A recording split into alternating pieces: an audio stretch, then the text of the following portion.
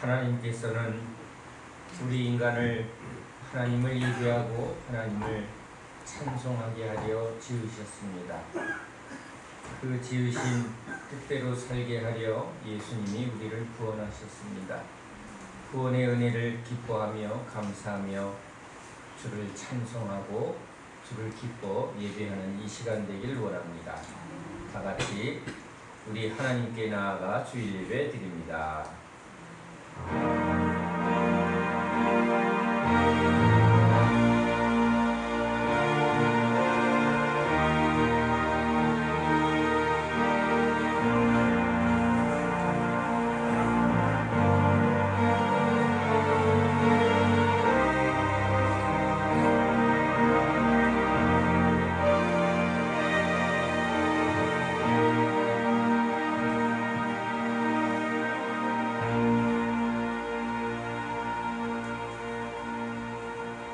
하나님은 영이시니 예배하는 자가 신령과 진정으로 예배할지니라. 아멘. 지난 한 주간의 우리 삶을 하나님 앞에 회개의 기도하며 나아갑시다. 기도하십니다. 하나님, 우리의 모든 죄와 허물을 용서하시는 그 하나님, 그 죄를 사하시려 십자가에 지신 예수님의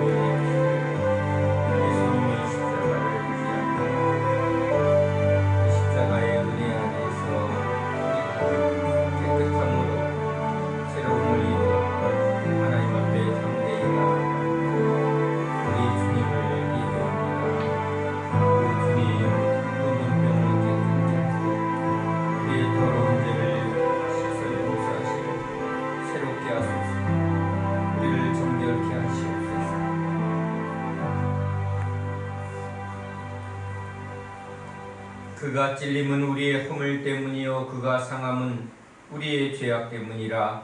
그가 징계를 받음으로 우리는 평화를 누리고 그가 채찍에 맞음으로 우리는 나음을 받았도다.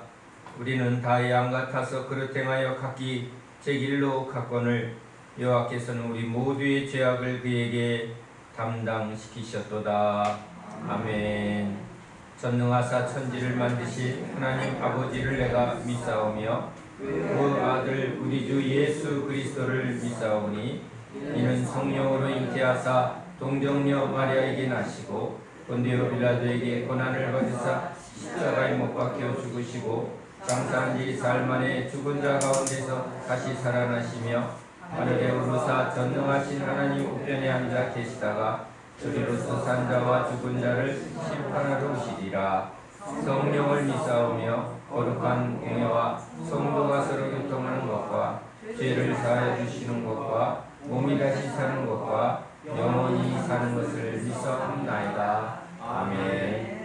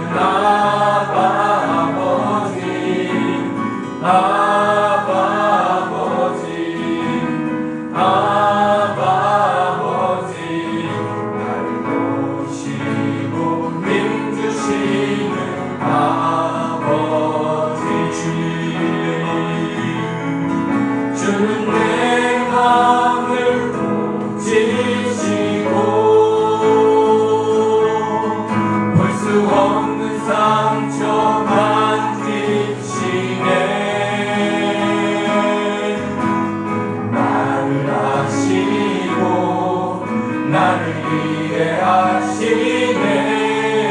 내 영혼 새롭게 세우시네. 주는 내 마음을 고치시고 볼 수 없는 상처 만드시네. 나를 하시고 나를 위해 하시네. 내 영혼 새롭게 세우시네.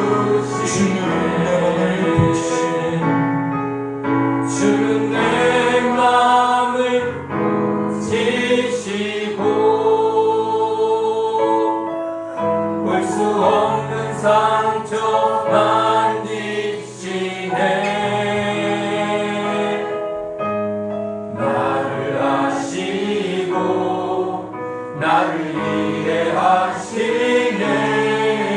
내 영혼 새롭게 세우시네. 주는 내 마음을 고치시고 볼 수 없는 상처 만지시네.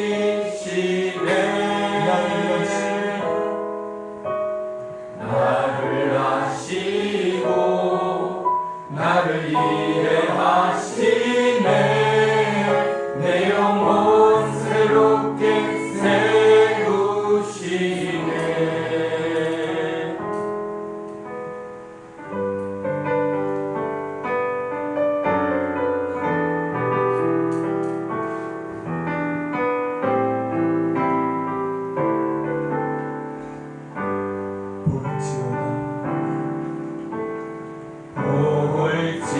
볼지어다 내가 문 밖에 서서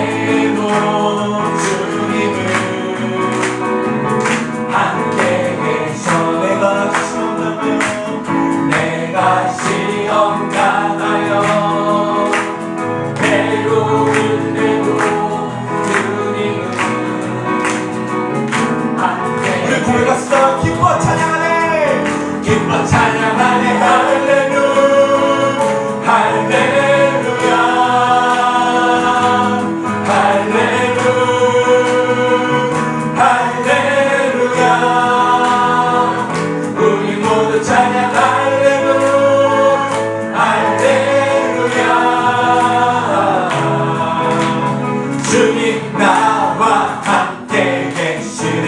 내가 은밀한 곳에서 기도할 때도 주님은 함께 계셔. 내가 아무도 모르게 선한 일 할 때도 주님은 함께 계셔. 기뻐 찬양하네, 기뻐 찬양하네. 할렐루야, 할렐루야,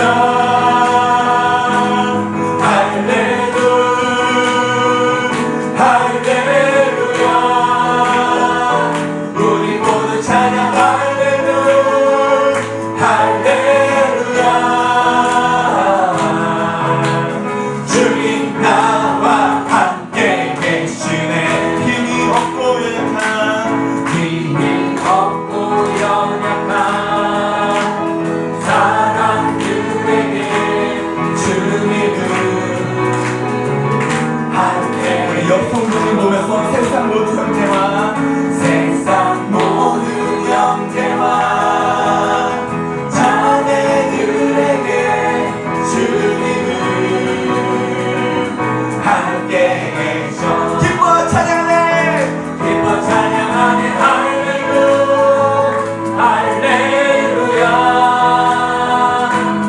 할렐루야, 할렐루야.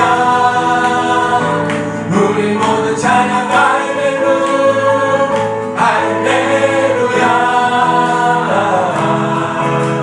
주님 나와 함께 계시네. 나의 은비에서 나를 도우시는 주, 나의 인생길에서 지치고 고나여 내일처럼 주저앉고 싶을 때 나를 밀어주시네. 일어나 걸어라, 내가 새 힘을 주리니. 일어나 너 걸어라, 내 너를 또 나의 등 뒤에서, 나의 등 뒤에서 나를 도우시는 평안한 길 갈 때, 평안한 길을 갈 때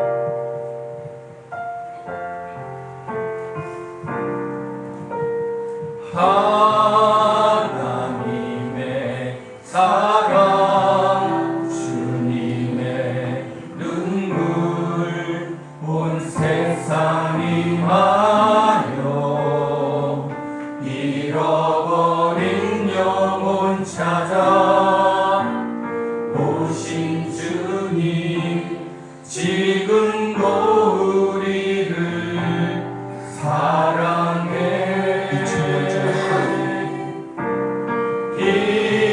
이천년 전 하늘 보자버리고 이 땅에 오신 주 하나님 어린 양 되사 생명 주며 이를 증거하라 하시네. 나는 믿네. 거저 많은 귀한 사랑 그 누가 대신하리요. 나의 생명 다할 때까지 그 사랑을 전하리라. 하나님의 사랑 주님의 눈물 하나님의 사랑 주님의 눈물 온 세상이 마여 잃어버린 영혼 찾아 오신 주님 지금도 우리를 사랑해. 이천년 전 하늘 보자버리고 이 땅에 오신 주 하나님 어린 양 되사 생명 주며 이를 증거하라 하시네. 나는 믿네. 거저 많은 귀한 사랑 그 누가 대신하리요. 나의 생명 다할 때까지 그 사랑을 전하리라. 나는 믿네. 거저 많은 귀한 사랑 그 누가 대신하리요. 나의 생명 다할 때까지 그 사랑을 전하리라. 하나님의 사랑 주님의 눈물 하나님의 사랑 주님의 눈물 온 세상이 나여 잃어버린 영혼 찾아 오신 주님 지금도 우리를 사랑해. 이천년 전 하늘 보자버리고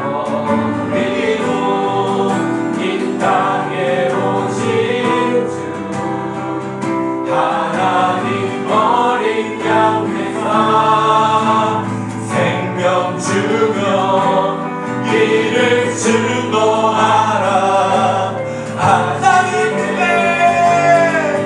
나는 믿네. 거저 많은 귀한 사랑 그 누가 대신하리요. 나의 생명 다할 때까지 그 사랑을 전 하늘의 문 열어주소서. 하늘의 문 열어주소서. 주의 긍휼 베푸시옵소서. 우리의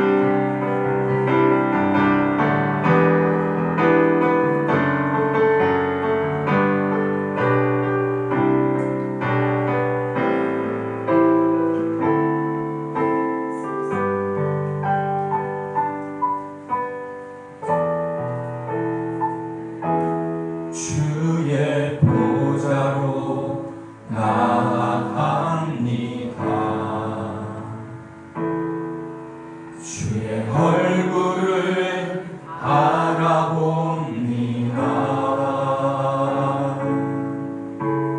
두 손을 들고 겸비함으로 하나 되어 주께 나아갑니다. 주의 은혜 목마릅니다. 주의 은혜에 목마릅니다. 주의 음성을 사모합니다. 두려워 말라 평안하라 강건하라 강건하라 하늘의 문 열어주소서. 주의 긍휼 베푸시옵소서. 우리의 문을 열어 주의 보좌와 그 영광을 보게 하소서. 주 얼굴 빛 비춰주소서. 위로의 손으로 만져주소서. 우리로 주님을 간증하는 주인공 되어 주를 자랑케 하늘의 문 하늘의 문 열어주소서. 주의 긍휼 베푸시옵소서. 우리의 눈을 열어 주의 보좌와 그 영광을 보게 하소서. 주 얼굴 빛 비춰주소서. 위로의 손으로 만져주소서. 우리로 주님을 간증하는 주인공 되어 주를 자랑케. 우리 마지막으로 하늘의 문 열어주소서. 하늘의 문 열어주. 우리 간절히 찾아갑시다. 주의 긍휼 주의 긍휼 베푸시옵소서. 우리의 문을 열어 주의 보좌와 그 영광을 보게 하소서. 주 얼굴 빛 비춰주소서. 위로의 손으로 만져주소서. 우리로 주님을 간증하는 주인공 되어 주를 자랑케 주를 자랑하소서. 주를 자랑케 주를 자랑하소서. 주를 자랑케 주를 자랑하소서. 주를 자랑케 하소서.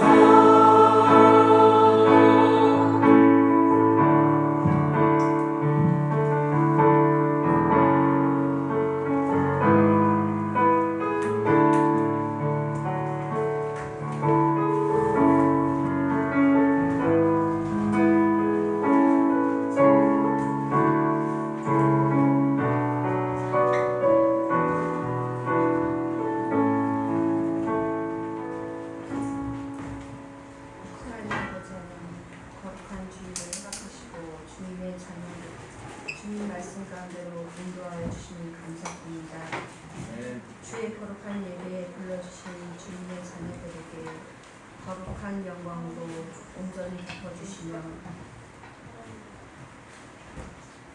우리를 위하여 태초부터 예정하신 은혜를 부어주시고 우리 주 예수 그리스도의 놀라운 보혈의 능력으로 더럽게 하시며 거룩한 예배를 허락하시니 감사드립니다.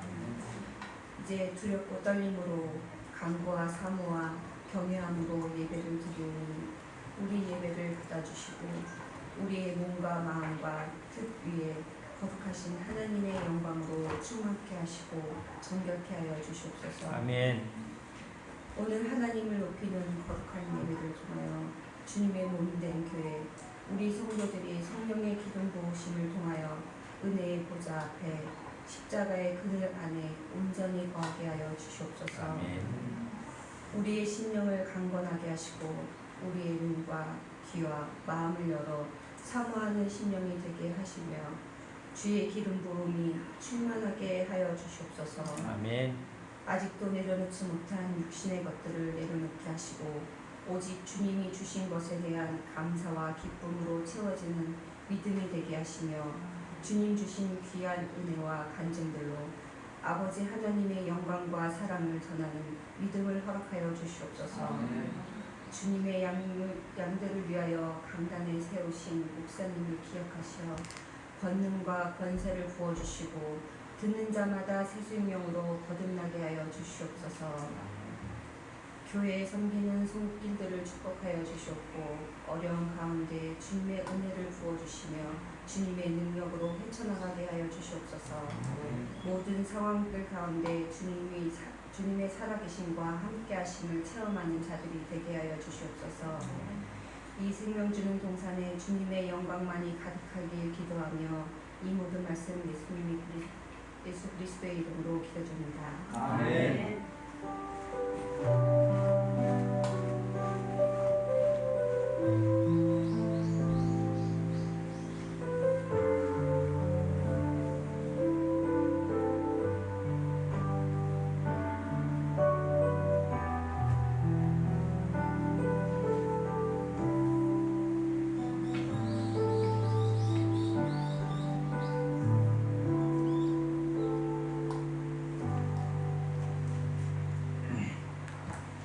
오늘 우리에게 주시는 하나님의 말씀 욥기 42장 1절에서 17절의 말씀입니다.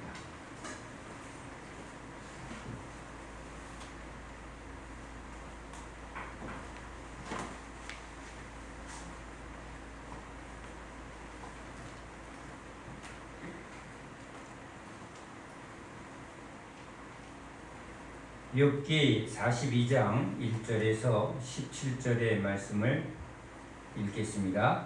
욥이 여호와께 대답하여 이르되 주께서는 못하실 일이 없사오며 무슨 계획이든지 못 이루실 것이 없는 줄 아오니 무지한 말로 이치를 가리는 자가 누구니까? 나는 깨닫지도 못한 일을 말하였고 스스로 알 수도 없고 헤아리기도 어려운 일을 말하였나이다. 내가 말하겠사오니 주는 들으시고 내가 주께 묻겠사오니 주여 내게 알게 하옵소서. 내가 주께 대하여 귀로 듣기만 하였사오나 이제는 눈으로 주를 배움나이다.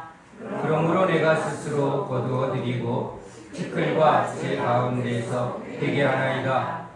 여호와께서 욥에게 이 말씀을 하신 후에 여호와께서 대만 사람 엘리바스에게 이르시되 내가 너와 내 두 친구에게 노하나니 이는 너희가 나를 가리켜 말한 것이 내 종 욥의 말같이 옳지 못함이니라.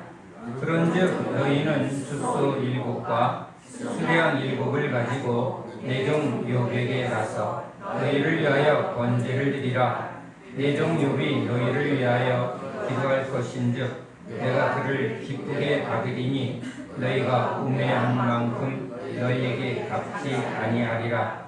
이는 너희가 나를 가리켜 말한 것이 내 종 욥의 말같이 옳지 못함이라. 이에 대만 사람 엘리바스와 수아 사람 빌닷과 나아마 사람 소발이 가서 여호와께서 자기들에게 명령하신 대로 행하니라. 여호와께서 욥을 기쁘게 받으셨더라. 욥이 그의 친구들을 위하여 기도할 때에 여호와께서 욥의 곤경을 돌이키시고 여호와께서 욥에게 이전 모든 소유보다 갑절이나 주신지라. 이에 그의 모든 형제와 자매와 이전에 알던 이들이 다 와서 그의 집에서 그와 함께 음식을 먹고 여호와께서 그에게 내리신 모든 재앙에 관하여 그를 위하여 슬퍼하며 위로하고 각각 시시타 하나씩과 금고리 하나씩을 주었더라.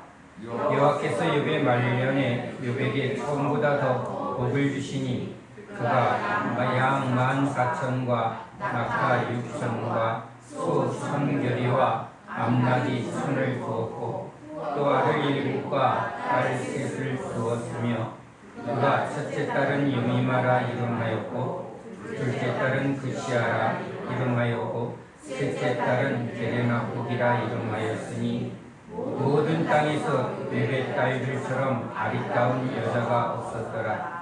그들의 아버지가 그들에게 그들의 부라비들처럼 기업을 주었더라. 그 후에 욥이 140년을 살고 아들과 손자 4대를 보았고 욥이 늙어 나이가 차서 죽었더라. 아멘. 할렐루야.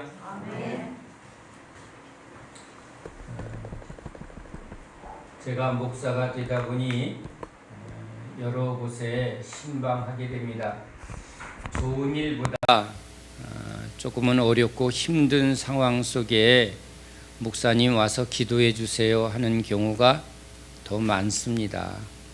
중환자실, 그리고 장례식, 그리고 또 세상 방법으로는 도저히 해결할 수 없는 절망의 때에 목사님 하나님께 기도해 주세요 하고 목사를 부르게 됩니다. 어린 아이들이 머리를 빡빡 깎고 암병동에 누워 있는 것을 볼 때 진짜 가슴이 무너지는 것 같습니다. 어른들이 겪는 고통도 그렇게 간단치 않은 그 암의 문제가 저 아주 어린 아이들이 그 병을 어떻게 견뎌낼 수 있을까 하는 마음에 그냥 그 머리만 봐도 가슴이 막 찢어지는 것 같습니다. 이 아이들이 도대체 왜 이러한 참혹한 병에 걸렸을까? 또 중환자실에 가보면 나이 불문하고 여러 가지 중환자실의 그 도구로 겨우 숨을 쉬거나 수술 후에 고통 속에 있는 환자들을 보게 됩니다. 그러다가 숨이 멎어 이제 장례식장으로 옮겨지는 사람도 있고 또 잘 회복하여 일반 병실로 내려가는 경우를 보게 됩니다. 한치 앞을 내다볼 수 없는 상황이 중환자실입니다. 대기실에 있는 가족들은 너무 안타까워 거기서 발만 동동 구르고 있습니다. 할 수 있는 게 없기 때문에 그저 하염없이 이제 의사의 입을 통해서 좋은 소식을 기다리는 그런 얼굴들을 그 대기실에서 보게 됩니다. 넋을 놓고 앉아 있는 사람, 눈물을 흘리고 있는 가족들, 그 안타까움이 가득한 곳이 또 그 중환자실 대기실입니다. 장례식장에 참 왜 그리 죽어가는 사람은 많은지요. 일반 아침에 직장 생활에 이렇게 열심히 달려가는 출근길에 아주 많은 사람들이 각각 자기의 직장터로 진짜 물밀듯이 움직이는 것을 보게 됩니다. 출근길에 전철에 얼마나 사람이 많은지를 이렇게 보게 되면 이건 콩나물 시루라는 말이 딱 어울리는 것 같습니다. 저 어릴 때 학교 다닐 때 이 버스를 타면 그렇죠? 기억나시나요? 사람들을 더 태우기 위해서 운전사가 고개 운전을 합니다. 이리 흔들고 저리 흔들어서 꼭 그죠? 그 버스에 한 명이라도 더 채우려고 아주 이리 쏠리고 저리 쏠리고, 진짜 처음 보는 사람 끌어안고 갈 수밖에 없는 참 지금은 웃지만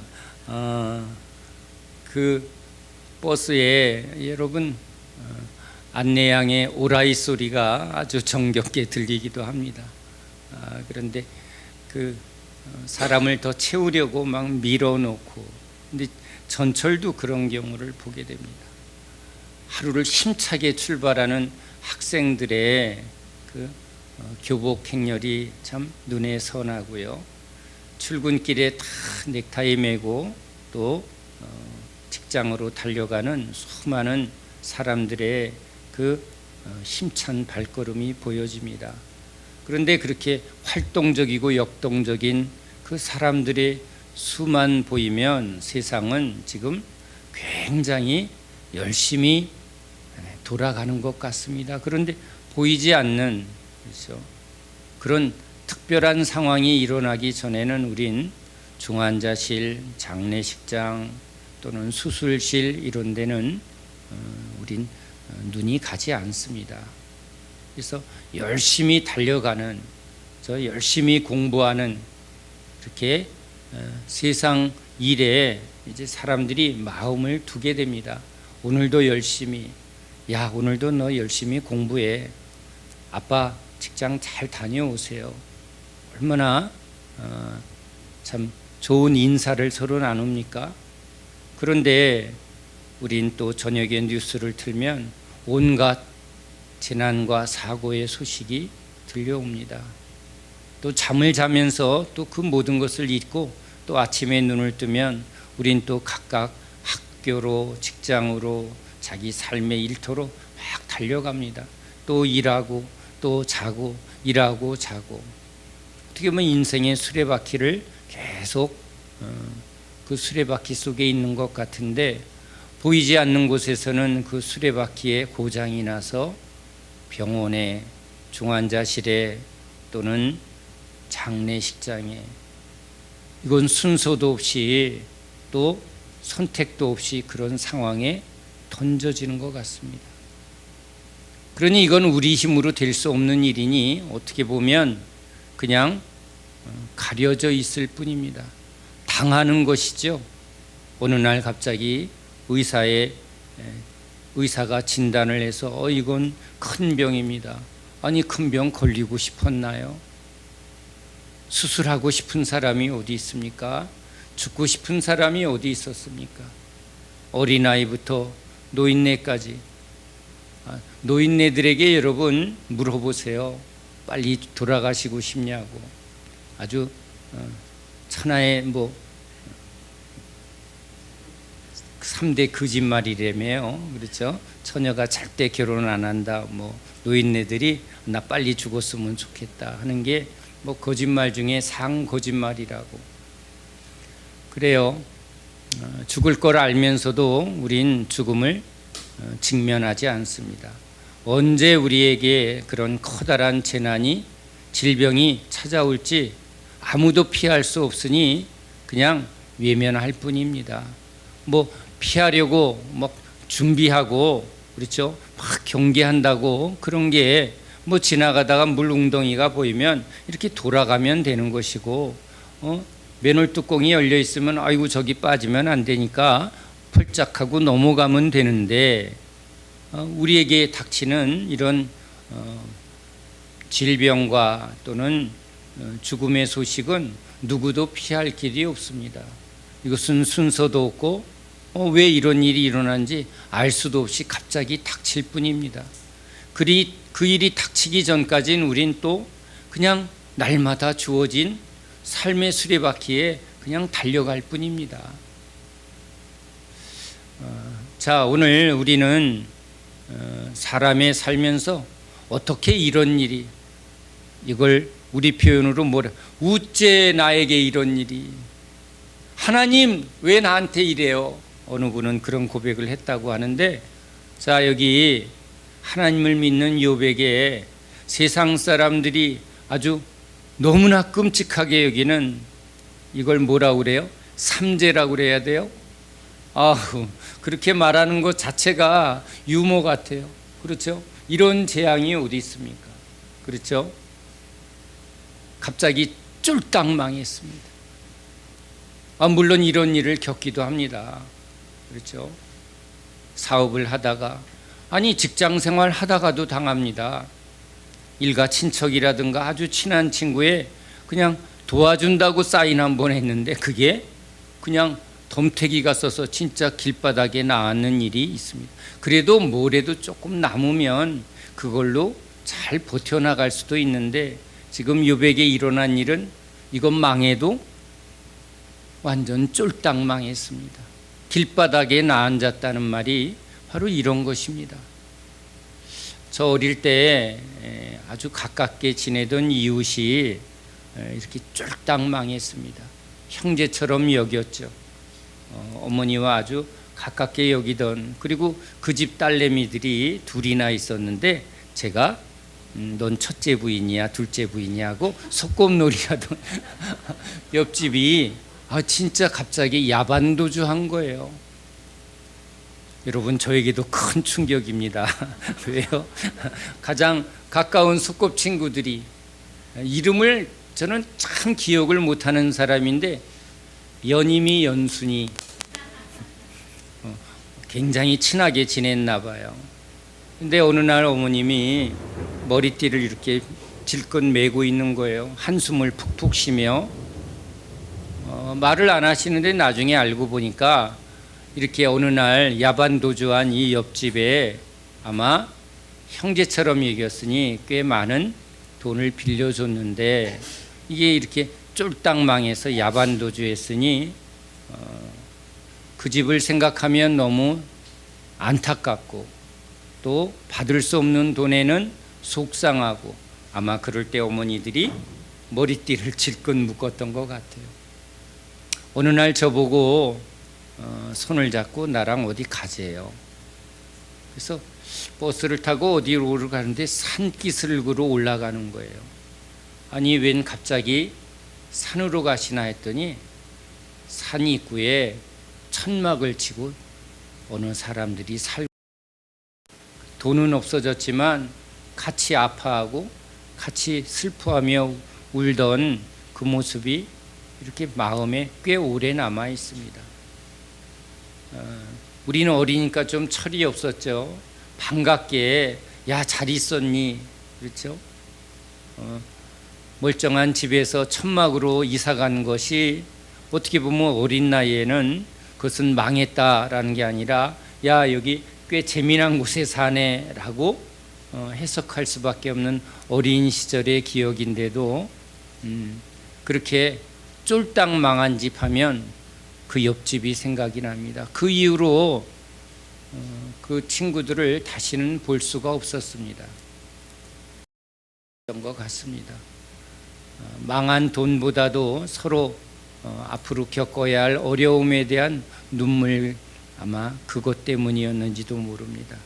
아무튼 어린 시절에 이렇게 완전히 망한 케이스, 가정사를 일일이 말하자면 여러분 그건 코미디가 될 것 같아서 말을 할 수는 없지만, 아무튼 저에게도 그런 비슷한 기억들이 있습니다. 왜? 하루하루 살아갈 때 이 경제적인 재난은 온 가족이 겪는 문제이기 때문에 그렇습니다. 그래서 다 열심히 일하고 어떻게든지 한 푼이라도 모아서 빨리 더 풍요하고 부유하게 살기를 바라는데, 이 욥은 아주 거부였습니다. 가난한 사람보다 부자가 오히려 두려움이 많다고 합니다. 가난하면 이렇게도 되고 저렇게도 되고 하는 그런 마음이 있는데, 망해봐야 더 망할 거 어디 있어 하는 그런 게 좀 있는데요. 이 부유한 사람은 그 부유함 속에 누렸던 모든 것을 이제 누릴 수 없는 것에 대한 커다란 두려움이 있다고 합니다. 성경이 말하는 이 욥의 이 부가 얼마나 컸는지 몰라도 상당히 부자였던 것 같습니다. 그런데 진짜 하루아침에 아주 쫄딱 망했다. 지금 그런 일이 일어납니다. 여러분이 갑자기 집도 절도 없고 통장에 마이너스만 가득하고 사방에서 계속 밀린 돈 내놓으라고 자꾸 문자가 날라오면 하루하루 여러분 그 옥죄에 있는 것을 아마 숨쉬기도 힘들 거예요. 그래서 우리 IMF 이후에 그렇게 빚에 몰린 사람들이 진짜 애꿎은 소나무에 그렇죠 여기저기 연탄불 피워놓고 아주 온 가족이 생애를 포기한 사례가 얼마나 많은지 모릅니다. 철없는 아이들은 아유 죽을 힘으로 열심히 살지 그러는데 진짜 이 끝바닥에 내려가 보지 않은 사람은 그런 가난의 두려움, 빚의 무서움을 알질 못하는 것이죠. 자, 욥에게 그러한 엄청난 재난이 닥쳤습니다. 그런데 엎친 데 덮치고 폭탄 떨어졌다고 말할 수밖에 없는 일이 자녀들이 다 사고로 죽게 됩니다. 여러분, 부모가 어린 자녀들이 병에 걸릴 때 부모의 마음이 얼마나 찢겨지는지 모릅니다. 응급실에 아이를 업고 온 그 부모의 눈을 여러분, 또 여러분들도 그런 경험이 있을 것입니다.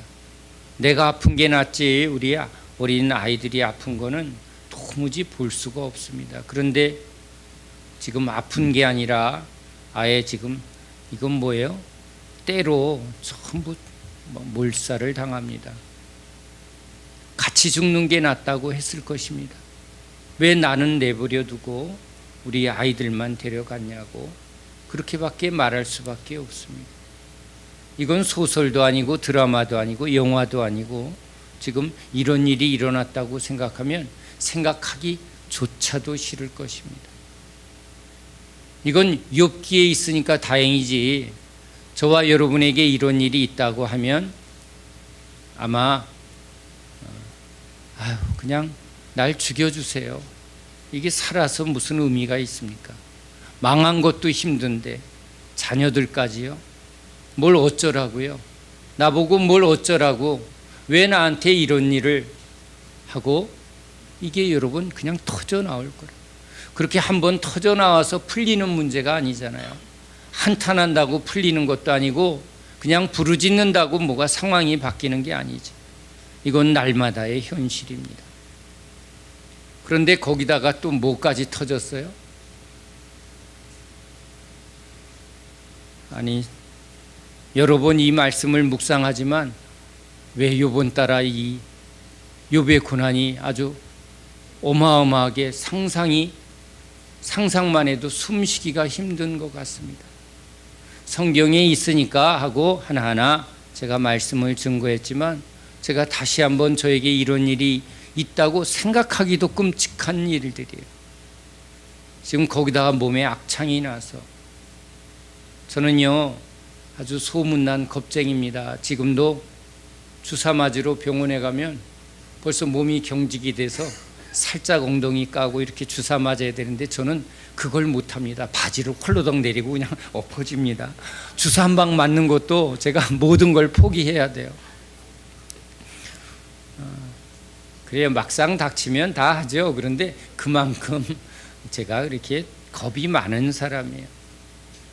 조금만 몸이 뭔가 아파도 굉장히 민감해서 그 고통이 저한테 아주 막 너무 크게 다가오는 사람이거든요. 그런데 여러분 이 욥에게 이건 그냥 잠깐 아픈 게 아니라 온몸에 악창이 났습니다. 등에 조금 가려워도 밤에 그것 때문에 아주 너무 힘든데 온몸에 그렇죠. 자, 남이 겪는 고통, 남이 암이라고 그러면 아우 참 힘들겠다. 그런데 내 몸에 몸살 걸리면 남의 암보다 내 몸의 몸살이 더 크게 여겨지는 겁니다. 이것도 적절하지 않습니다. 망한 것도 힘든 일이었어요. 망해서들 자살하는 일까지 일어나는 일만큼 이렇게 망한 자의 고통은 또 말할 수도 없는데 그거보다 더 큰 고통이 뭐예요? 자녀들을 다 데려간 일입니다. 셋 중에 하나만 선택하라 그러면, 그렇죠? 아무것도 선택하기 싫어요. 솔직한 말로 어느 것 하나도 이건 받아들일 수 없는 일입니다. 어느 것 하나만 가지고도 다 절망하는 문제가 지금 욥에게 닥쳤습니다. 물론 욥은 의로우신 예수님의 억울한 고난에 대한 그림자입니다. 이 부분은 여러 번 말씀을 증거했기에 저는 오늘 우리 삶에 이렇게 고난에 처하는 일들이 실제 일어납니다. 중환자실이나 장례식장이나 아니면 저 아예 망해서 어디로 도망쳤기에 우리 눈에 안 보이는 것처럼 보이지만 실제 이런 일들은 수시로 일어나고 있다는 거예요. 아유, 어느 집이 요즘 사업이 잘 된대 라고 말할 때 그 잘 되는 기업 뒤에는요, 잘 되는 기업 때문에 망한 작은 회사들이 있다는 겁니다. 아, 누가 요즘 막 그냥 얼굴에 건강이 넘치고 피부가 반짝거리고 아주 활기차하고 이렇게 잘 나가고 아주 더 이뻐지고 아름다운 그런 미를 자랑하고 건강을 자랑할 때 누구는 병실에서 그 고통에 신음하고 있는 사람들도 많다는 것입니다. 항상 건강할까요? 물론 항상 아프지는 않습니다. 그렇게 아프다가 건강한 삶으로 돌아가면 언제 그랬는지 또 우리는 잊게 됩니다. 그런데 이러한 병과 고통 속에 신음하는 사람들이 얼마나 많은지 모릅니다. 한 해 한 6만 명 정도가 지금 암투병을 하고 있다고 합니다. 암만 그래요? 각양각색의 병원이 여러분 날마다 커져요.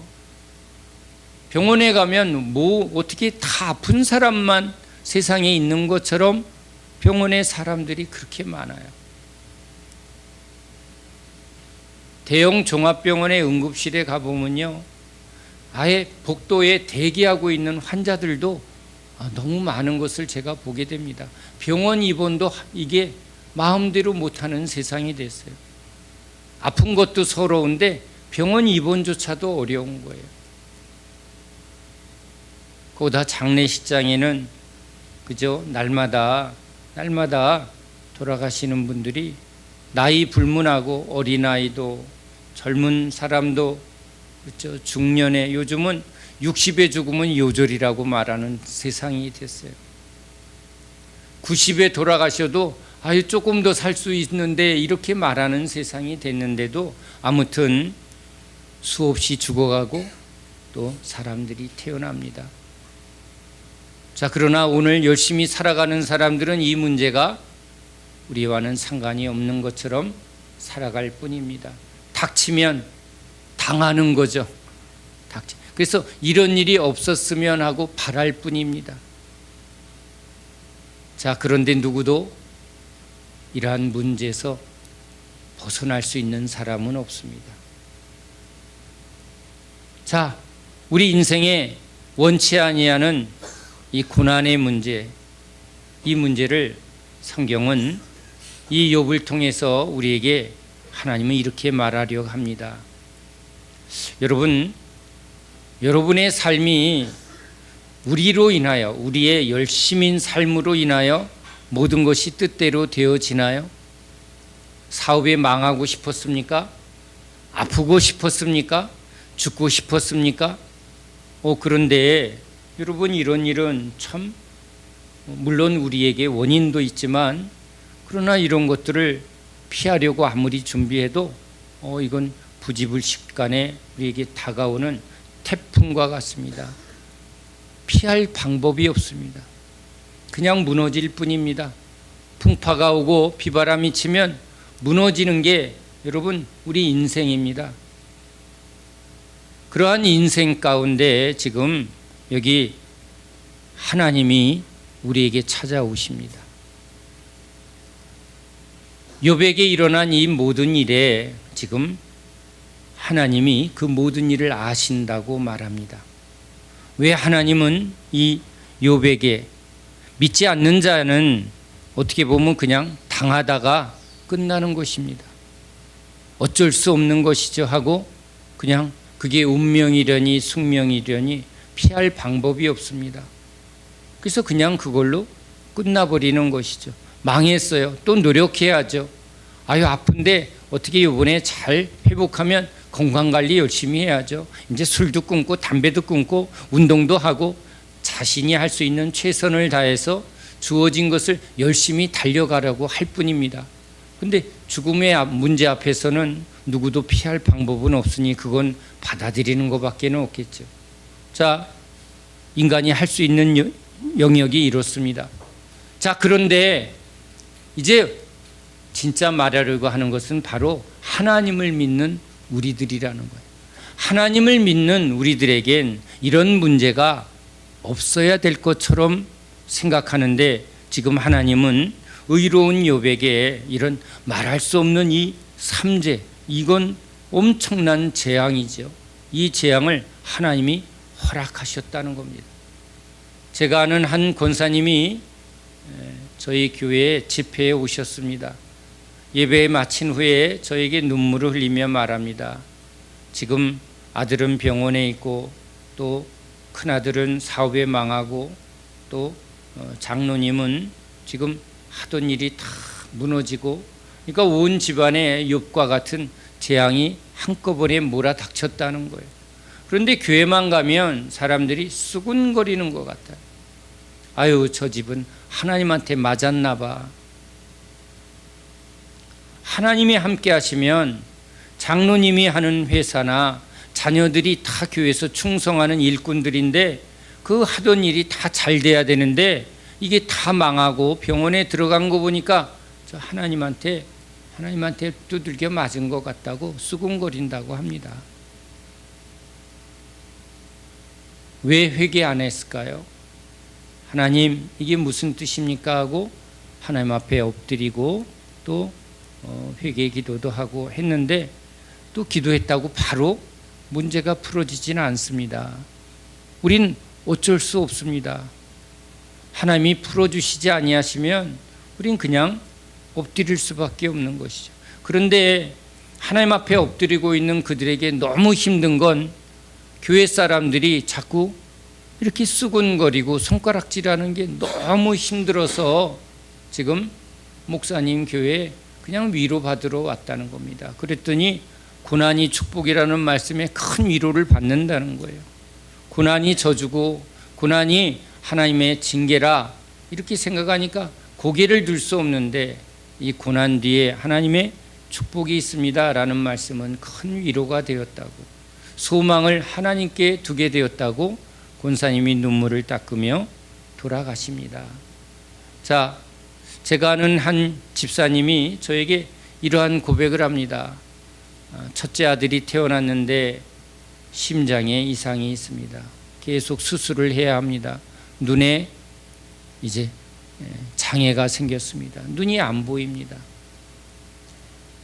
어린 아이가 이 아들이 이 세상에서 눈도 안 보이고 심장도 계속 수술을 받아야 되는 상황 속에 이 아이가 겪어야 할 인생의 길을 생각하니까 그냥 아이들 손잡고 아파트에서 뛰어내리고 싶은 마음이 얼마나 굴뚝 같은지 몰랐답니다.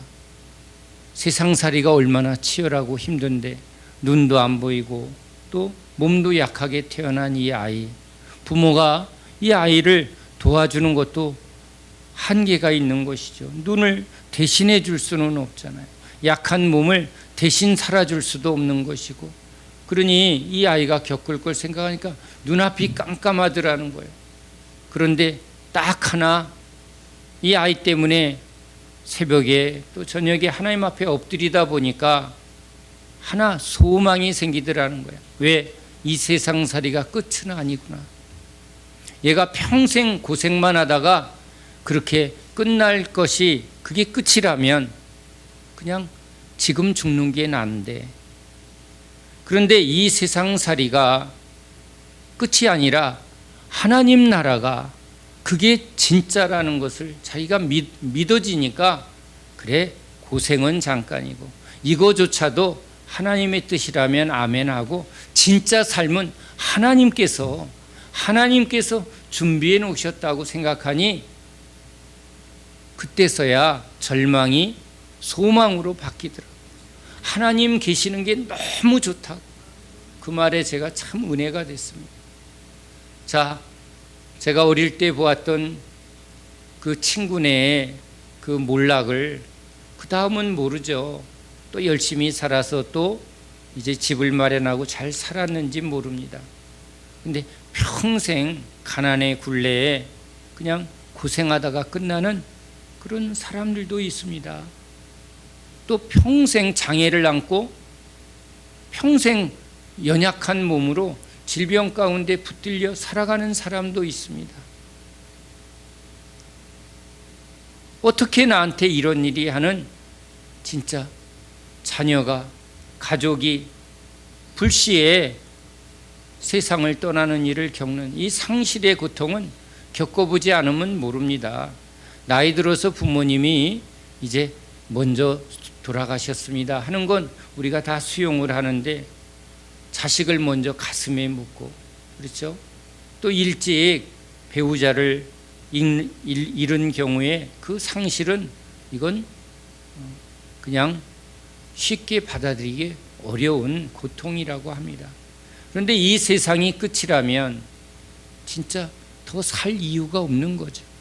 일찍 죽은 사람이나 그냥 자살한 사람이나 다 그렇게밖에 할 수 없는 게 오히려 우리 인간의 속성입니다. 그런데 하나님이 우리와 함께 하실 때, 하나님이 우리에게 함께 하실 때 이제 이 욥에게 야고보 사도를 통해서 욥의 인내를 말합니다. 인내가 뭐예요? 그냥 어쩔 수 없이 견디는 게 아니라 이 모든 일에 하나님의 뜻을 받아들이며 이제 주님을 바라보는 게 인내입니다. 주님, 알 수 없습니다. 욥의 고백처럼 내가 뭘 알 수 있겠습니까?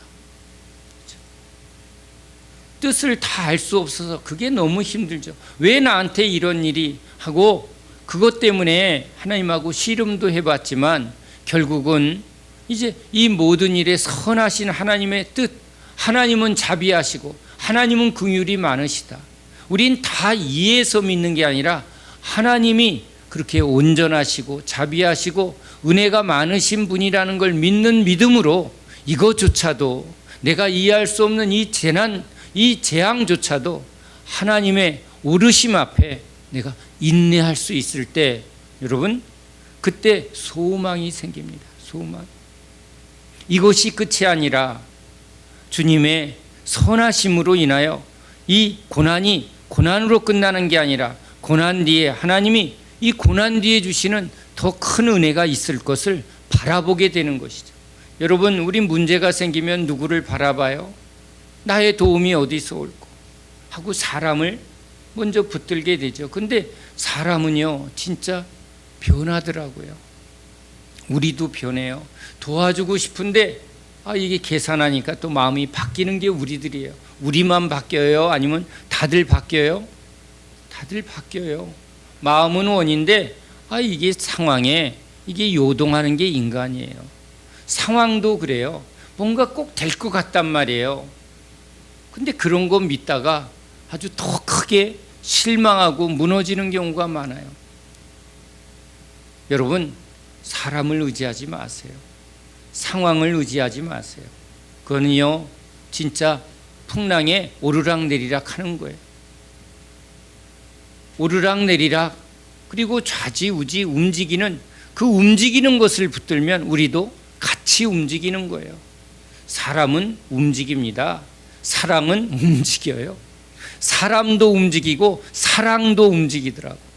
그래요, 안 그래요? 진짜 그렇습니다. 상황도 막 바뀌어요.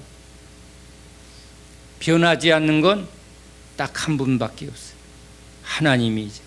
하나님은 자비하십니다. 하나님은 긍휼이 많으십니다. 하나님은 은혜 베풀기를 원하시는 분이십니다. 우린 다 알질 못했어요. 우린 욥기를 통해서 이 재난에 대하여 하나님이 허락하셨다는 것까지는 알겠어요. 왜 그러셨는지 우리는 알질 못해요. 하나님 왜 나한테 이런 일이 일어나요? 하나님 능히 막으실 수 있고 능히 이 일을 속히 해결해 주실 수도 있는데 왜 이 상황을 허락하셨나요? 그렇죠? 우리는 우리가 이해돼야만 받아들이려고 하는 우리 중심의 생각이 꽉 차 있어요.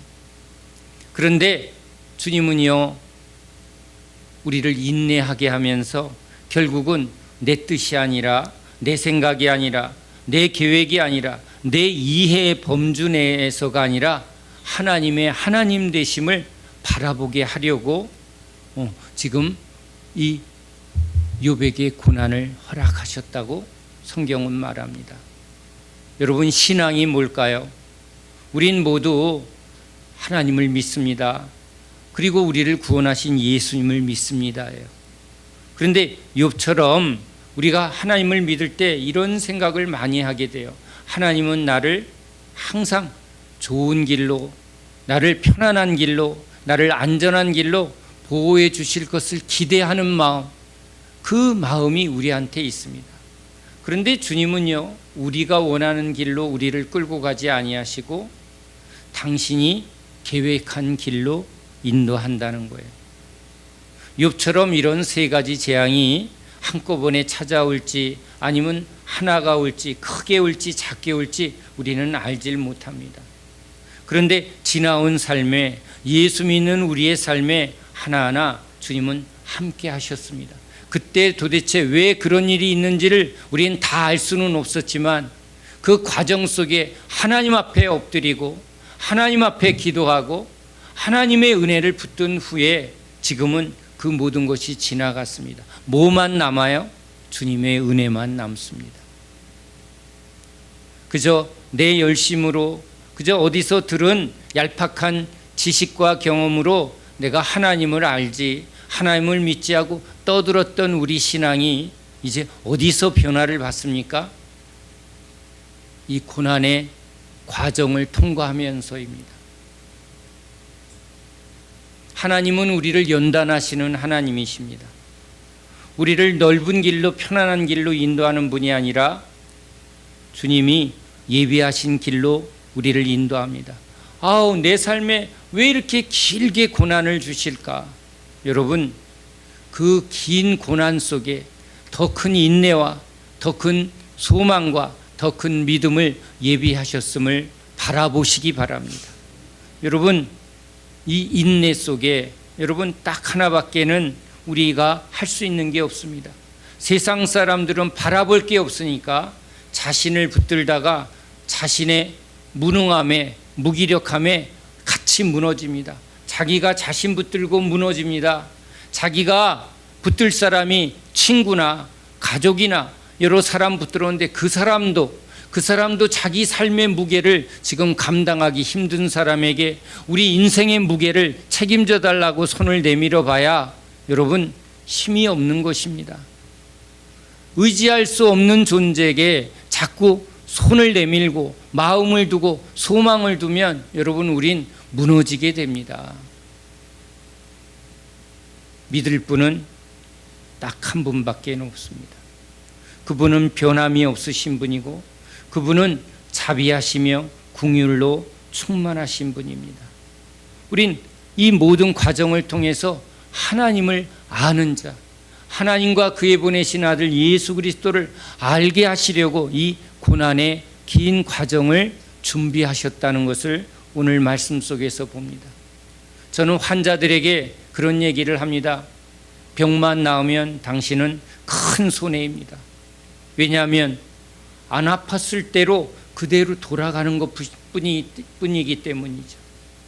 그런데 이 고난을 통해서, 이 질병을 통해서, 이 재난을 통해서 망한 사람은 내가 소유로 사는 게 아니고 주님으로 사는구나. 일부러 제자들에게 모든 소유를 버리라 하십니다. 왜? 능력은 소유에 있지 아니하고 주님께 있다는 걸 여러분 경험해야 됩니다. 많은 종들을 주님이 빈손으로 만듭니다. 왜요? 우린요 가진 것으로 살아가는 존재이기 때문에 그렇습니다. 돈을 가진 사람은 자꾸 돈으로 살아갑니다. 사람을 붙든 사람은 그 사람을 의지하게 살 수밖에 없습니다. 그러니까 주님은요, 빈손을 만들어서 주님만 붙들게 하는 그 은혜를 베풀어 주시는 겁니다. 나는 안 망했는데요. 여러분, 그래서 주님이 여러분에게 이 예배를 드리게 하는 겁니다. 모두가 주님 것입니다. 헌금의 시간을 왜 만드셨어요? 나는 모두 주님 겁니다예요. 빈손이라는 고백을 예배를 통해서 해야지. 꼭 망해야. 그래요? 오늘 기도하세요. 주님, 저는 안 돼요. 저는요 못 놔요. 그러면요 이렇게 기도하는 게 지혜롭습니다. 이상한 목사라고 하지 마시고 저를 망하게 해주세요. 그래요. 그게 더 유익합니다. 근데 진짜 망하는 게 뭐예요? 주님 없는 게 망하는 겁니다. 지난 시간에 제가 재미난 상상을 여러분과 한번 했습니다. 교회에 오면 금 1kg 여기 금괴를 쌓아놓고 원하는 만큼 집어가세요. 그러면 여기 인산인해가 될 거예요. 출애굽한 이스라엘 백성들에게 금괴를 쌓아놓고 자, 금괴 가지고 우리 가나안 땅까지 가자 그러면 여기 누가 제일 많이 질 것 같아요? 응? 여기 근력이 튼튼한 우리 남자 집사님들이 아마 양껏, 그죠? 한 100kg 질까요? 와, 이거 현찰로 얼마야? 응? 100억이야, 200억이야. 야, 이걸로 이제 가나안 땅에 가서 이거 땅 사고 집 사고 차 사고 하나라도 더 이고 지고. 근데요, 주님은요 그냥 가나안 땅으로 바로 데려갈 것 같았는데 40년을 돌면요 다 그 금괴가 어디에 있어요? 저 길바닥에 다 떨어져 있습니다. 결국은 여러분 주님께 들고 들어갈 수 있는 금은 뭐밖에 없어요? 하나님의 말씀, 정금의 은혜밖에는 못 가져가요. 우린 그 진리를 알면서도 계속 뭘 붙들려고 그래요? 황금을 붙들려고 그래요. 근데 주님은요 우리에게 황금을 주시는 분이 아니라 믿음의 정금의 은혜를 주시는 분이에요. 왜? 영원히 가지고 주님께 갈 수 있는 건 딱 하나밖에 없거든요. 영원한 것을 가지려 합니까? 아니면 가질 수 없는, 다 버려야 되는 것을 움켜쥐려고 하는 어리석은 부자가 되려고 합니까? 그래서 주님이 우리를 광야길로 인도해냅니다. 믿음의 사람들일수록 자꾸 주님이 내려놓으라, 비우라 하고 주님이 우리한테 회개하라고 합니다. 우린 돈으로 사는 게 아니라 하나님의 말씀으로, 하나님의 은혜로 사는 것입니다. 그냥 맡겨진 자일 뿐입니다. 항상 손 위에 올려놓고 이제 주님이 걷어가시면 언제든지 하고 이렇게 주님께 내어드린 자라고 우린 고백하는 것입니다. 내 생명도, 내 소유도, 내 모든 것도. 왜? 이런 세 가지 재앙이 찾아오면 아무것도 우리가 쥘 수 있는 게 없다는 거예요. 욥기를 통해서 우리에게 주님이 이렇게 물으시는 거예요. 네가 붙들 수 있는 게 어디 있느냐? 네 건강을 네가 마음껏 붙들 수 있냐? 네 생명을 네가 붙들 수 있냐? 네가 가진 그 소유를 네가 끝까지 붙들 수 있는 거냐라고 물으십니다. 근데 진짜 붙들 수 있는 것을 우리에게 주려 하십니다. 뭐예요? 예수 그리스도. 우리 하나님과 그의 아들 예수 그리스도를 아는 진리의 말씀, 성령님의 은혜를 주님이 이 고난을 통해서 주시려 합니다. 고난의 의미는 그것입니다. 바로 우리가 붙든 것을 내려놓으라는 것입니다. 그리고 영원히 우리와 함께 하시는 하나님만을 바라보라고. 그래서 욥의 인내를 기억하라. 우리 삶이 왜 이렇게 뭔가 풀리지 않을까? 여러분 오늘 하나님의 말씀으로 답을 얻으시기 바랍니다. 그래요. 다 풀어지면 뭐 날아갈 거예요?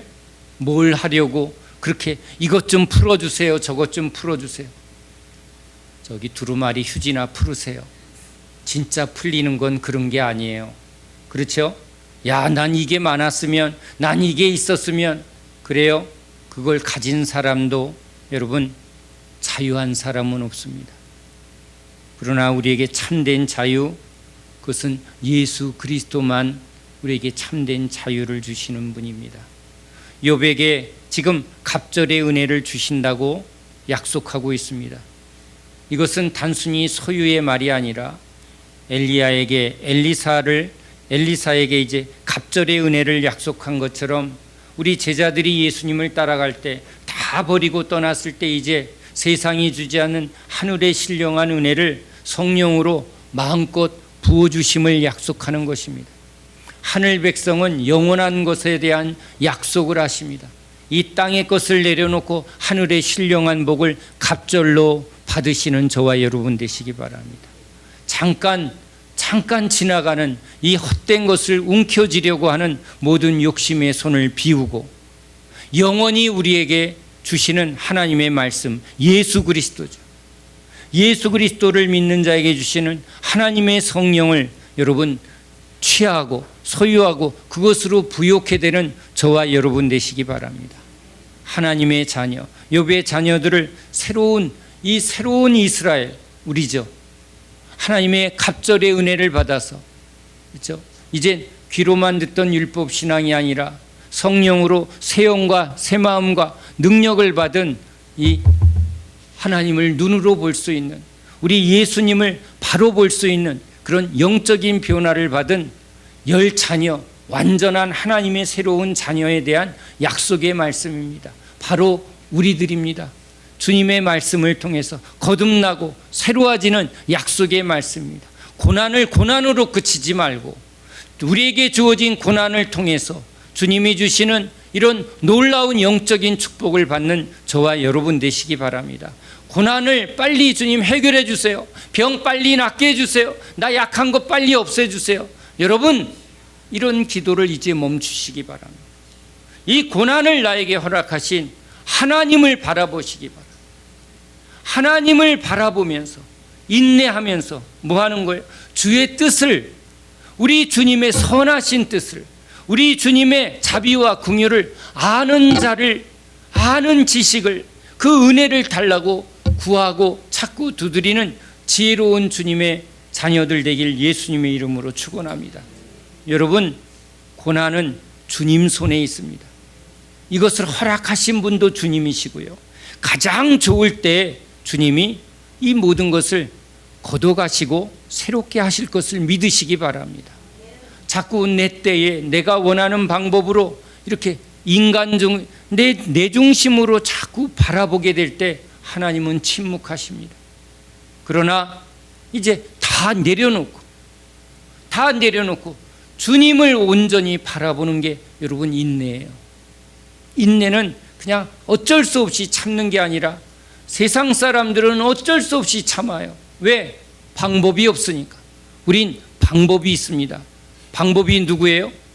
우리 하나님이십니다. 우리 예수님이세요. 예수님도 고난에 인내하시며 아버지의 뜻에 순종하셨습니다. 아버지 때에 모든 것을 맡기며 주님이 인내하셨습니다. 순종하셨습니다. 오늘 주님께 그러한 고백을 드리는 저와 여러분 되시기 바랍니다. 주님이 나보다 나를 잘 아시잖아요. 주님의 때에 주님의 방법으로 모든 것이 이루어지는 게 가장 최고라는 믿음을 여러분 주님 앞에 고백하시기 바랍니다. 아, 주님, 내가 뭘 해야 되는데 빨리 낫게 해주세요. 빨리 이거 치워주세요. 그러면 그렇게 되었을 때, 그러면 내 힘으로, 내 방법으로, 내가 원하는 대로 그렇게 달려가면 좋은 열매가 있을까요? 내 삶을 결정하는 분이 누구여야 진짜 좋은 열매가 나올까요? 하나님이 계획하시고 하나님이 결정하시고 하나님이 이끌어 가시면 여러분, 그 하나님이 주시는 은혜와 열매가 얼마나 클까? 여러분, 그것을 소망하고 그것을 기다리고 그것을 믿는 것이 여러분 진짜 하나님이 기뻐하는 인내인 줄 믿습니다. 내 뜻을 내려놓고 내 계획을 내려놓고 내 소망을 내려놓고 주님 참 옳습니다. 주님은 참으로 선하십니다. 주님이 나의 삶을 결정해 주시옵소서. 주님이 허락하신 고난이라면 그 고난을 내가 감사하며 기뻐하며 받아들이겠습니다. 내가 약할 때 그때 강함 되신 주님을 내가 더욱 의지하겠습니다. 내가 건강하면 이 뻗치는 기운으로 뭘 할 것 같아요? 내가 원하고 내가 즐기고 싶은 내 욕망의 길로 달려갈 텐데 주님 나를 이렇게 꺾어주셔서 감사합니다. 나를 잠잠히 엎드리게 해주셔서 감사합니다. 주님 앞에 오늘 나와 이렇게 엎드리게 하심이 감사합니다. 항상 내 소리를 외치고 내가 하고 싶은 말을 하던 우리가 이제 잠잠히 엎드려 종을 통해서 우리에게 하시는 하나님의 말씀을 듣는 이 은혜도 감사합니다. 주님 앞에 듣겠습니다. 주님 앞에 엎드리겠습니다. 주님의 뜻대로 나의 삶을 드리오니 주여 받아 주시옵소서. 주님이 기뻐하시는 우리의 고백인 줄로 믿습니다.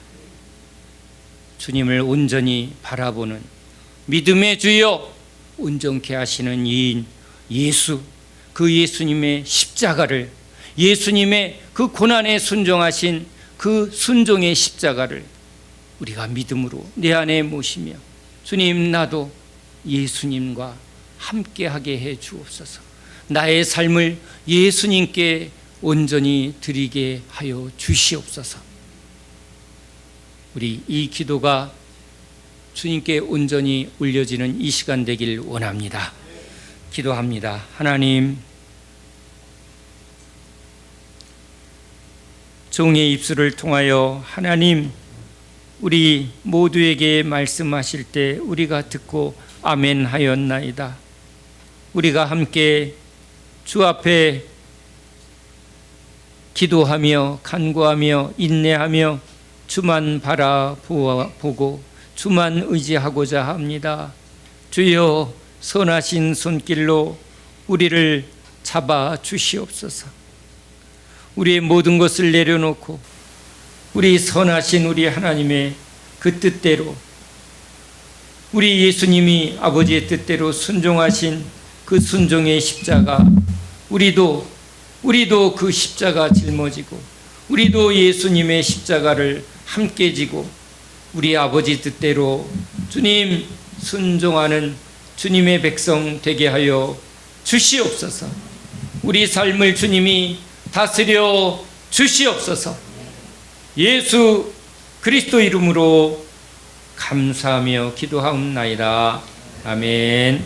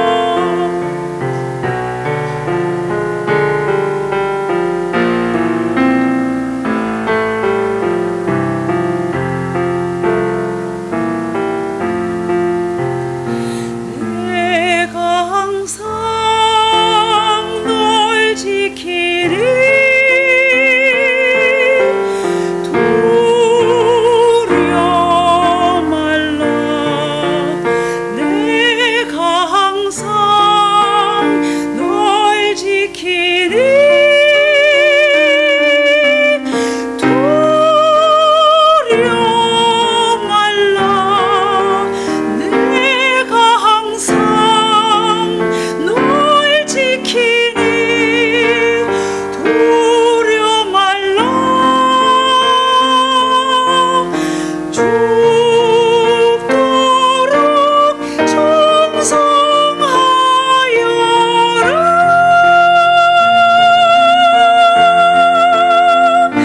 생명이 멸류관 너에게 주리로다.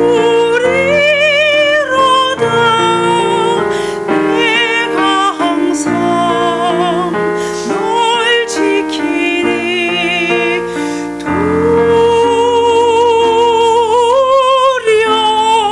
말라.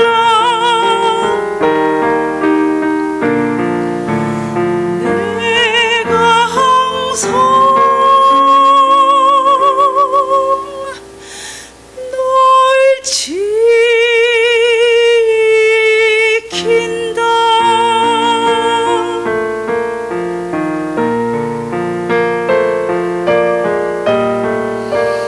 죽도록 충성하여라.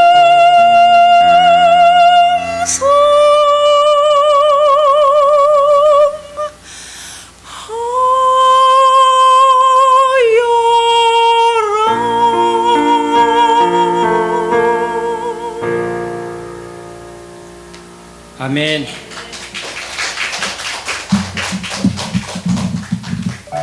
사랑의 고백 주님께 합니다.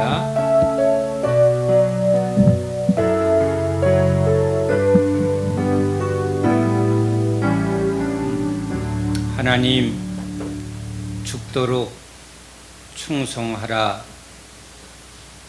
이 말씀을 아멘으로 고백하며 올려드립니다. 주님께 충성하는 종이 되게 하소서.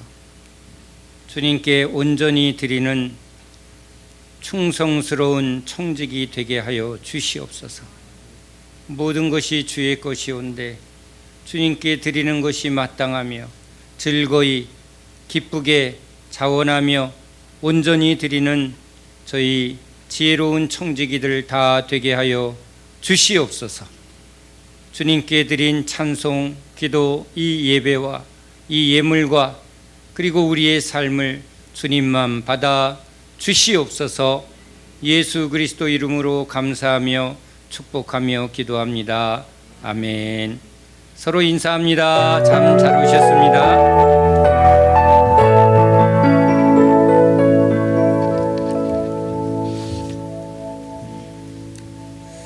7월 십자가 세미나 이제 다음 시간까지 해서 십자가 세미나를 마칩니다.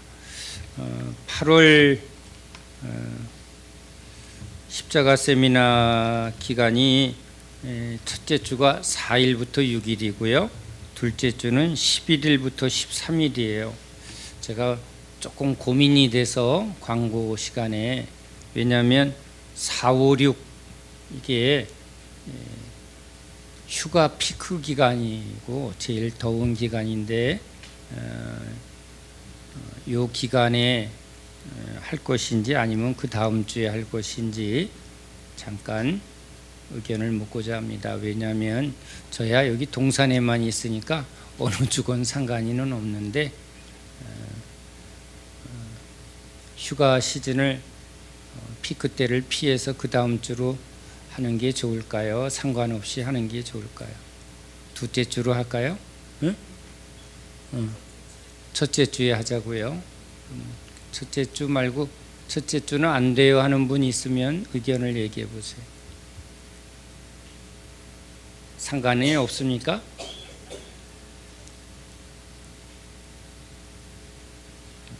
자, 상관이 없으면 두 번 다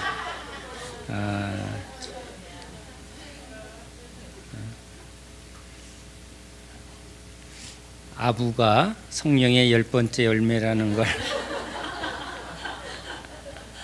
우리 양 집사님이 이제 하산할 때가 됐습니다. 자, 그러면 그냥 정해진 대로 4일부터 6일까지 8월 십자가 세미나, 그래요. 어디로 여름 휴가 가나 했더니 다 이 계곡으로 이 산속으로 오네요. 그래서 우리는 갈 데가 없네요. 그냥 여기서 은혜 받으면서 여름 휴가 계곡에 잠깐 발도 담그고 또 은혜 받을 때가 제일 행복한 것 같습니다. 또 마음껏 찬양하고 기도하는 것도 좋은 여름 휴가라고 봅니다. 그래서 그러면 8월 십자가 세미나는 첫째 주 4일부터 6일까지 하겠습니다. 우리에게 주시는 말씀의 은혜를 우리 것으로, 제가 아까 금 비유를 했는데요. 진짜 지금은 여러분 이게 얼마나 소중한지를 별로 계산하지 못하게 될 겁니다. 그런데 이제 주님 앞에 가야 할 때가 오면 딱 하나밖에는 없습니다. 내 안에 영생의 말씀, 정금의 은혜가 있는가입니다. 그냥 내 고백이 아니라 주님의 말씀이 내 안에 능력이 되고 생명이 되고 그것이 이게 믿음이 되는가가, 여러분 이건 은혜로 여기 쌓여 있는 사람만 이 말의 의미를 압니다. 난 열심히 교회 다녔어요, 예배 드렸어요, 뭐 헌금했어요가 구원의 조건이 되지 않습니다. 하나님의 말씀이 내 안에서 생명이 되고 능력이 됩니다. 성령의 능력이 자꾸 내 안에 임하고 내 마음을 새롭게 하고 또 내 안에 하늘 소망과 저 새하늘 새 땅이 지금 내게 너무 분명하게 이렇게 믿어집니다. 여러분 이거는 은혜거든요. 이게 여기 와야 돼요. 근데 이건 여러분 말씀을 통해서만 옵니다. 그래서 이 마지막 때에 계속 세상이 어려워지고 또 분주해지는데요. 정금을 여러분 소유하는 여러분 되시기 바랍니다. 진짜 믿음에 부유한 자만 이 말씀의 의미를 깨닫게 될 것입니다. 그래서 우리 이 출판 작업이 단순히 출판하는 게 아니라 주님이 주신 말씀을 이제 우리 안에 하나하나 정리하는 기간이다. 저는 그렇게 또 생각을 해봅니다. 또 말씀은요 성령의 능력과 함께 나타나야 합니다. 열심히 외우고 듣는다고가 아니라 하나님의 말씀은 성령의 능력으로 그 말씀이 이제 증거될 때, 야 이게 진짜 진리고 이게 생명이구나라는 걸 이걸 나타낼 수 있는 거예요. 그러니까 머리로 되는 게 아니고요, 이건 말씀과 성령의 능력으로 됩니다. 그러니까 우리 예배 때 또 이런 세미나 때 여러분이 또 집에서 들을 때도 그냥 귀만 높아지는 게 아니라 이게 성령의 불로 내 안에 실제로 능력이 되어지기를 소망하시기 바랍니다. 깨달은 말씀이 이제 내 안에서 아주 불같은 능력으로 변화되기를 기도하셔야만 여러분 안에 야 진짜 이 정금의 말씀이구나라는 걸 경험하게 될 것입니다. 자, 이제 우리 모두 다 같이 일어서셔서 주기도문으로 주님께 찬송하고 축도하겠습니다.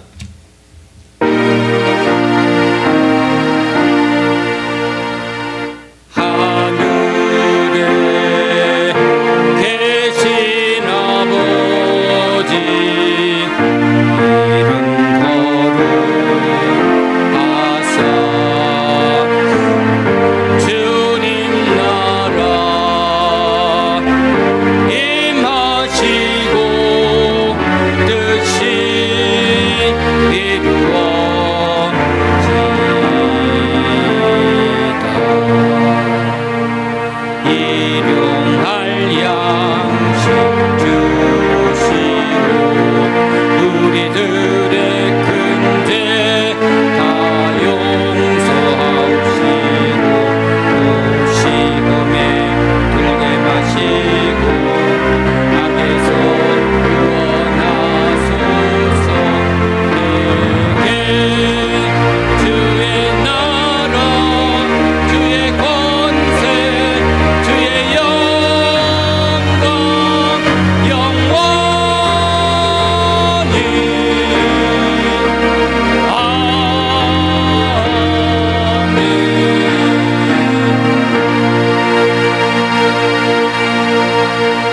하나님, 우리의 눈을 열어 우리 하나님과 어린 양 예수 그리스도의 십자가의 은혜를 믿음으로 붙들며 나아가게 하소서.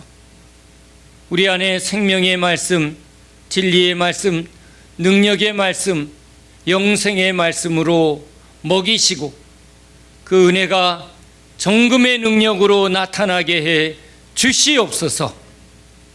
이제는 우리 주 예수 그리스도의 은혜와 아버지 하나님의 크고 놀라우신 사랑하심과 성령의 역사교통 충만 인도하심이 예수님만 믿고 예수님만 따르며 죽도록 충성하기를 머리 숙여 고백하는 하나님의 백성들 머리 위에, 예수님의 제자들 머리 위에, 예수님의 몸된 교회 위에, 이들이 섬기는 가정과 직장과 온 교회 위에 지금부터 영원까지 함께 있을지어다. 아멘.